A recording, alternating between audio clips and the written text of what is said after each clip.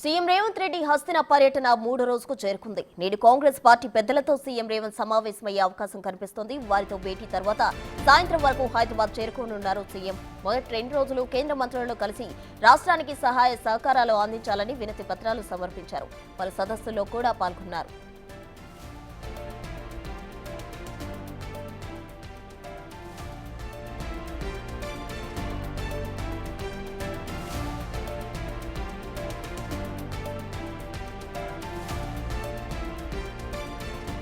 ఢిల్లీ పర్యటనలో బిజీగా గడుపుతున్నారు సీఎం రేవంత్. తొలి రోజు 3 కేంద్ర మంత్రులను కలిశారు. తొలి రోజు కేంద్ర బొగ్గు గనుల శాఖ మంత్రి కిషన్ రెడ్డి, కేంద్ర విద్యాశాఖ మంత్రి ధర్మేంద్ర ప్రధాన్, కేంద్ర రోడ్డు రవాణా రహదారుల శాఖ మంత్రి నితిన్ గడ్కరీతో భేటీ అయ్యారు సీఎం రేవంత్.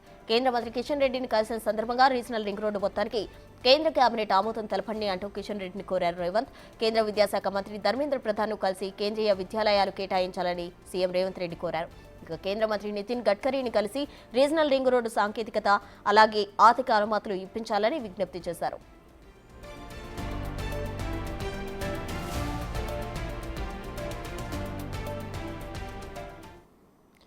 సీఎం రేవంత్ రెడ్డి ఢిల్లీ పర్యటనకు సంబంధించి పూర్తి వివరాలు మా ప్రతినిధి శివ ఢిల్లీ నుండి అందించేందుకు సిద్ధంగా ఉన్నారు. శివ, చెప్పండి, సీఎం రేవంత్ రెడ్డి ఢిల్లీ పర్యటన 3వ రోజుకు చేరుకుంది. 2 రోజులు ఎవరిని కలిశారు, ఈ రోజు ఎవరిని కలబోతున్నారు, పూర్తి డీటెయిల్స్ చెప్పండి.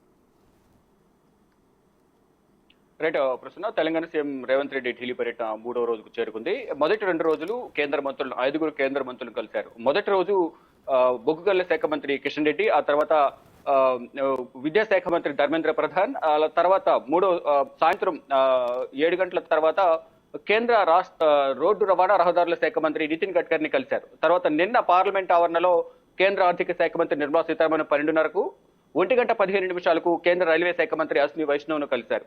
ఈ 2 రోజుల పర్యటనలో ప్రధానంగా రాష్ట్ర అభివృద్ధికి సంబంధించి కేంద్ర ప్రభుత్వం నుంచి ఏదైతే పెండింగ్ బకాయిలు ఏవైతే ఉన్నాయో పెండింగ్ ప్రాజెక్టులకు సంబంధించి నిధులు విడుదల చేయాలనేది ప్రధాన ఉద్దేశంతో ఈ 2 రోజుల పర్యటన బిజీగా గడిపారు. కేంద్ర మంత్రులను కలిసి, ఇటు కేంద్ర బొగ్గు గనుల శాఖ మంత్రిని కలిసి మెట్రో ఫేజ్ 2 అలాగే రీజనల్ రింగ్ రోడ్, మరోవైపు సింగరేణికి సంబంధించిన సమస్యలపై ప్రధానంగా ఆయనతో చర్చించారు. తర్వాత విద్యాశాఖ మంత్రి ధర్మేంద్ర ప్రధాన్ కలిసిన సందర్భంలో కేంద్రీయ విద్యాలయాలు కేటాయించాలి, మరోవైపు నవోదయ విద్యాలయాలు కేటాయించినందుకు ఆయనకు కృతజ్ఞతలు తెలిపారు.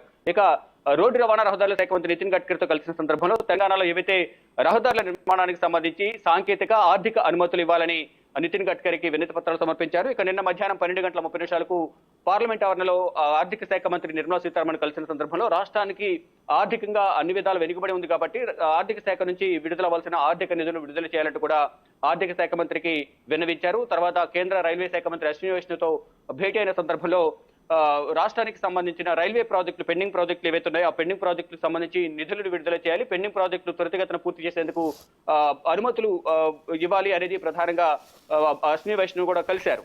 ఇక ఈ మొదటి 2 రోజుల పర్యటనలో భాగంగా ఏదైతే విభజన సమయంలో ఇచ్చిన హామీలు ఏవైతే ఉన్నాయో దానికి సంబంధించి వివిధ శాఖలకు సంబంధించి పెండింగ్ బకాయిలు ఏవైతే ఉన్నాయో వాటన్నింటినీ కూడా విడుదల చేయాలంటూ కేంద్ర మంత్రులను కలవడం, కేంద్ర మంత్రులందరినీ కలిసిన తర్వాత ఆర్థిక శాఖ అందరినీ కలిసినప్పటికీ కూడా ఆర్థిక శాఖ నుంచి నిధులు విడుదల కావాలి కాబట్టి కేంద్ర ఆర్థిక శాఖ మంత్రి నిర్మలా సీతారామన్ కలిసి వివిధ శాఖలకు సంబంధించిన ఆర్థిక నిధులు విడుదల చేయాలంటూ కూడా నిర్మలా సీతారామన్కు వినతి పత్రం సమర్పించారు. ఇక ఈ రోజు 3వ రోజు ఢిల్లీ పర్యటన కొనసాగుతోంది. ఇక ఈ రోజు కాంగ్రెస్ అధిష్టానం పెద్దలు కలిసే అవకాశం అయితే కనిపిస్తుంది. కానీ నిన్న చిట్ చాట్ లో మాత్రం మంత్రివర్గ విస్తరణకు సంబంధించి ఎక్కడ చర్చ జరగలేదు. ఈ పర్యటనలో మంత్రివర్గ విస్తరణ ఉండకపోవచ్చు అనేది ప్రధానంగా CM Revanth Reddy chit chat లో బట్టి అర్థమవుతోంది. ఇక ఈ రోజు అధిష్టానం పెద్దలను కలిసి మధ్యాహ్నం తిరిగి హైదరాబాద్ బయలుదేరే అవకాశం అయితే కనిపిస్తోంది.